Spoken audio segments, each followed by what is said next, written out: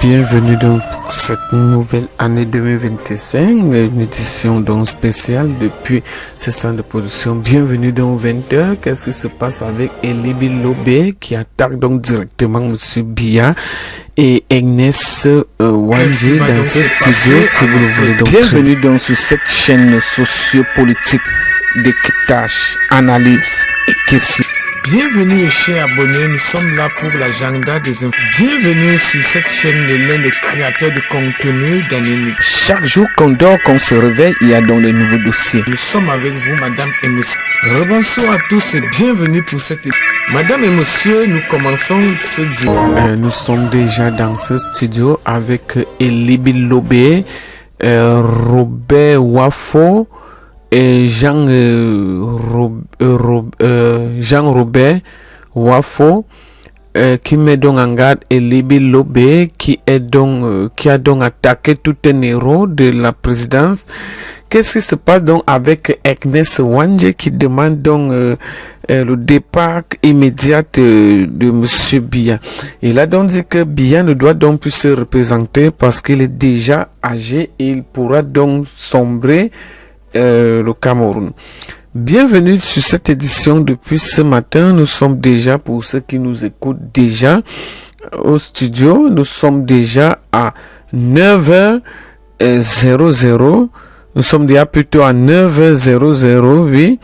Bienvenue sur cette édition. Nous allons donc faire entrer l'un des intervenants qui va donc nous expliquer tout un échange qui s'est donc passé avec Biya et Kamto Maurice. Vous savez donc là est donc que vous soutenez donc la présidentielle d'un jeune président qui a donc 35 ans. Les Camerounais aimeraient donc le président qui pourra donc être à notre disposition à tout moment, comme au Burkina Faso, vous le voyez partout, défiler avec Ibrahim Traoré.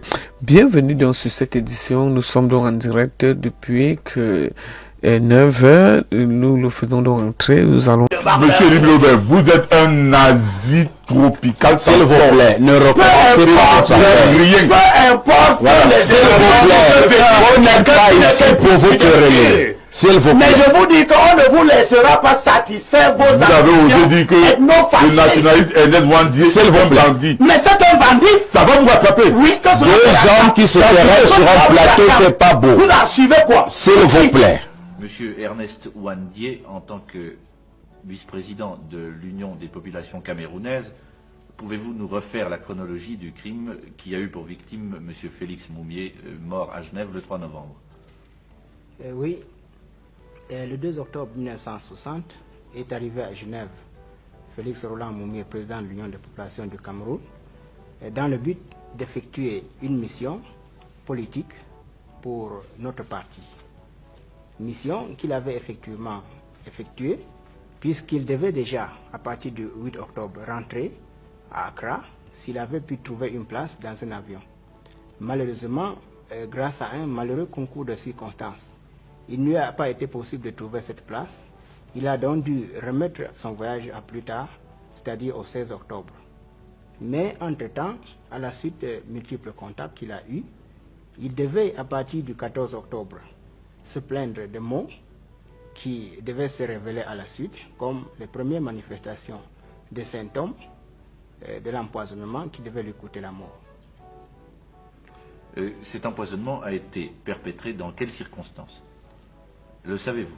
Ça, je dois vous avouer que pour le moment, je ne sais dans quelles circonstances il a été empoisonné au thallium, puisque c'est le nom qui a été retenu. Oui. La presse a parlé en particulier d'un repas au cours duquel, après lequel Félix Moumié a commencé à ressentir des douleurs.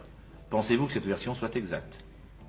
Comme vous, moi j'ai aussi lu dans la presse beaucoup de choses sur ce fameux repas du 13 octobre. Mais vous n'en savez pas davantage? Mais je ne suis pas plus avancé que vous. C'est cela. Bon, je crois qu'il importerait de situer pour nos téléspectateurs le rôle de l'UPC, c'est-à-dire l'Union des populations camerounaises. Voulez-vous le faire, s'il vous plaît? Voyez-vous, les réformes d'après la Deuxième Guerre mondiale ont permis au peuple camerounais, comme à tous les peuples opprimés d'Afrique et d'Asie, de se donner un parti politique Et ce parti au Cameroun s'appelait l'Union des populations du Cameroun, par abréviation UPC. Quelle est la tendance de l'UPC? L'UPC était et demeure un mouvement franchement anticolonialiste et je dirais anti-impérialiste. Oui. Parce que l'UPC estime que la libération d'un pays du système colonial doit, si elle doit être réalisée, se faire de façon effective et totale. C'est cela. Oui. Donc, à la tête de l'UPC, M. Félix Moumié, mort aujourd'hui. Oui. Pouvez-vous me dire depuis quand M. Félix Moumié était à la tête de l'UPC? Et je dois vous dire que M. Félix Moumié appartient à l'UPC dès sa création. Dès sa création. Et c'est à partir du mois d'avril 1949 qu'il était élu au premier congrès de notre parti, vice-président. Poste qui devait passer de la vice-présidence à celui de présidence depuis le 30 septembre 1952 à l'issue du deuxième congrès. Et il meurt après s'être acquitté honorablement de ses responsabilités en tant que président de notre parti. Je vous remercie. Si vous permettez, je vais passer à Mme Moumié, qui est devant nous maintenant, et lui demander si elle était au courant de toutes les activités politiques de son mari. Évidemment, non seulement que M. Moumié était mon mari, mais aussi il était mon compagnon de lutte, parce que moi-même je suis militant de ce parti. Où était votre domicile en ce moment, Mme Moumié? À Conakry. C'est-à-dire en Guinée? En Guinée. Pour quelles raisons habitiez-vous la Guinée et non pas le Cameroun? Pour des raisons qui touchent à un exil politique peut-être? En 1957, nous avons été exilés par le gouvernement britannique après la dissolution de notre parti. Ici, on a commencé à vivre en Égypte, on a demandé l'asile politique. Et quand la Guinée a eu son indépendance, il nous a accordé aussi le droit d'asile. Il s'agit donc de la Guinée de M. Sékou Touré, c'est bien cela? Oui. Avez-vous de la famille, Mme Moumié? J'ai une fille de 10 ans. Et vous avez appris la mort de votre mari dans quelles circonstances? Le 1er novembre, c'est d'abord la radio Brazzaville qui a annoncé que mon mari était gravement malade, hospitalisé dans un hôpital cantonal à Genève par suite d'un empoisonnement. Est-ce que vous en avez été étonné vous-même? Aviez-vous le sentiment qu'une menace pesait sur lui? Enfin, j'étais étonnée du fait qu'il y a eu un grand silence. Je n'étais pas avertie comme quoi mon mari était malade, parce que avant que la radio en parle, il avait déjà fait quelques jours à l'hôpital. C'est cela, oui. Et maintenant, vous avez appris sa mort, ou du moins, vous avez appris qu'il était dans le coma, je pense, quelques heures avant de mourir, sauf erreur. Justement, la radio Brazzaville a donné 2 émissions. Premièrement, elle a annoncé que mon mari était assez gravement malade. Deuxièmement, la radio a annoncé qu'il était en coma. Quand j'ai appris la nouvelle, le lendemain, j'ai pris l'avion. J'ai fait 2 jours en route, passant par Accra. Je suis arrivée ici mercredi, vers 1h30. Je suis allée à l'hôpital. Évidemment, je l'ai trouvé en agonie. C'était dans la même soirée qu'il est mort. Est-ce qu'il vous a reconnu encore? Il ne pouvait pas parler, il était en agonie. Oui, mais est-ce qu'il avait gardé sa lucidité? Non, il ne vous a pas reconnu, pas du tout. Il était en agonie, les yeux fermés, la bouche fermée. Il ne bougeait pas. Il était paralysé. toujours dans ce poumon d'acier. Comment, oui. Oui, où il avait passé plusieurs jours, sauf erreur, c'est cela. Oui, je réponds au nom de Njasep Mathieu, secrétaire particulier du camarade Ernest Wandje, qui a été fusillé à Bafoussam le 15 janvier 1971. Il a été fusillé le 15 janvier 1971. Parce qu'après notre arrestation, nous avons été condamnés à mort, 6 personnes. Lui, Ernest Wandje, Monseigneur Dokmo, Wamo le Courant, Takala Célestin, Faucine Raphaël et moi. C'était le 5 janvier 1971. 10 jours après, donc le 15 janvier, on est venu prendre 3 personnes, dont Ernest Wandje, Faucine Raphaël et Wamo le Courant, pour aller fusiller à Bafoussam. C'était là. la sentence. Et puis après le fusillage, on a dit que notre condamnation est commise à vie. Et c'est après à vie qu'on va ramener ma condamnation à 25 ans. Oui. Que j'ai purgé avant de sortir. Ernest Ouandjé était un leader de l'UPC. Parce que quand Roland Pré est venu ici en 1955, commençait à tuer les UP6. Momé, Ernest Ouandjé et King, ils ont réussi à gagner le Cameroun occidental. Et 2 ans après, en 1957, le gouvernement britannique les a chassés. Ils ont donc regagné l'extérieur. Et c'est en 1961, en juillet, mi-juillet, je pense le 21 juillet, que Ernest Ouandjé va regagner l'intérieur.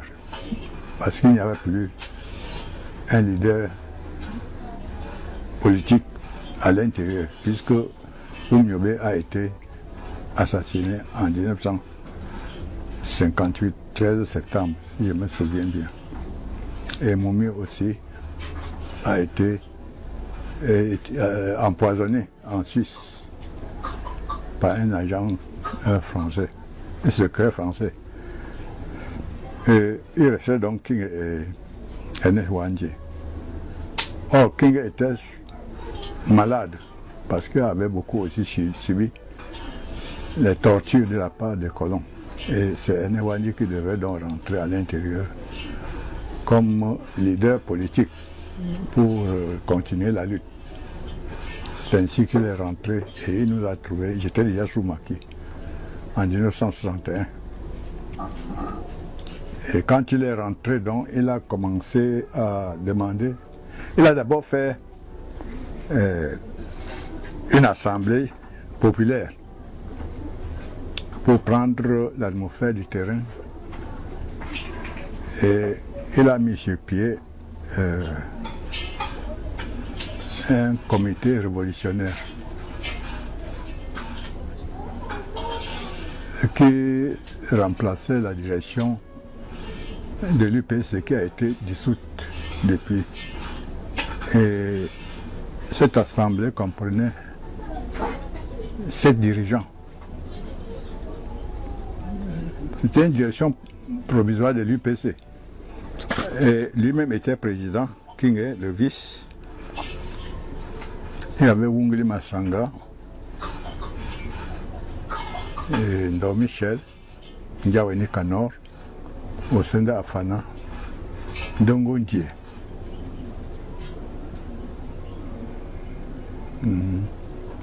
Et c'est ainsi qu'il a continué à réorganiser la lutte sous Maquis. Mais la première assemblée là a été contestée par ses camarades de l'extérieur. Parce que le bruit courait que dès son arrivée ici, il a été assassiné. Et ça a fait que ses camarades de l'extérieur étaient divisés. Et il a encore fait une autre assemblée en 1963.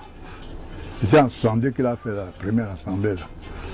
En 1963, il a fait encore une seconde assemblée pour confirmer celle qu'il a fait premièrement. Et il a pris les photos pour envoyer à l'extérieur, pour prouver à ses camarades qu'il est bien vivant et que c'est lui qui avait fait l'assemblée de 1962. Bon. Et cette deuxième assemblée, cette assemblée de 1963, c'était le comité révolutionnaire. Ce comité révolutionnaire s'appelait le comité de front. Il faisait allusion au comité de base qu'on a souvent en saison de paix, appelé comité révolutionnaire. Comité de front, plutôt, parce qu'on était au front. Oui, c'était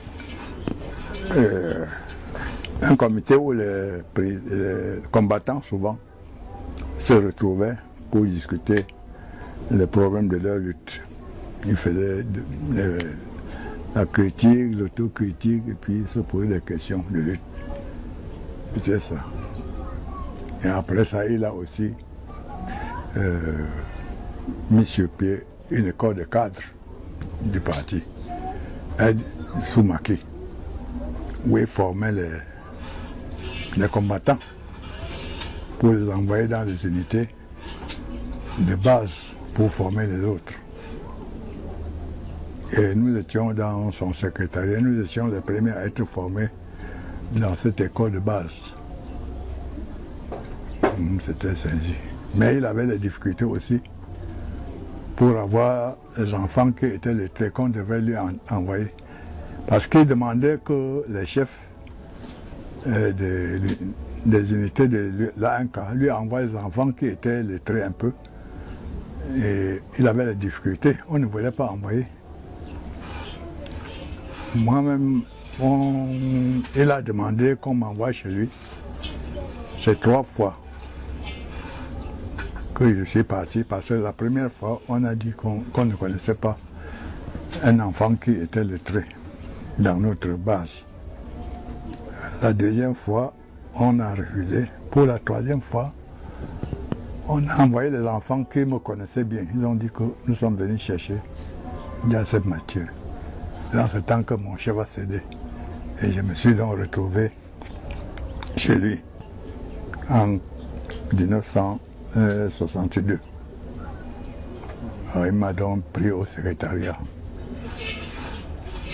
J'ai rencontré les autres camarades qui étaient au secrétariat, tels que Makambentolo Adolphe, qui était décédé, paix à son âme, celui qui était notre chef de secrétariat.